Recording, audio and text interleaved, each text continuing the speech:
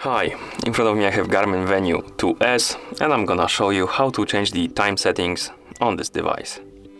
First, we need to wake up the screen on our watch. To do it, you can press any of the buttons. Once you wake up the screen, press and hold the lower button to open the menu. Here, scroll down and tap on the settings icon. In settings, scroll all the way down and tap on the system. Here, scroll down and tap on time. And right here we have time settings.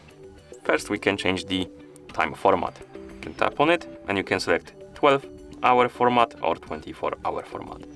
Tap on the one you like to select it. Below we have time source and by default it's set to auto. If you want to change the time manually, you need to tap on time source, tap on manual, and then you can tap on time right here, and now you can enter the time you want to set. So for example, let's set it to 12:30 like that, and then tap the check mark to confirm. As you can see, the time is 12:30 now. So if we go back to the watch face, it should show 12:30, as you can see.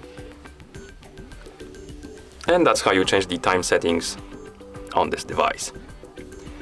Thank you for watching.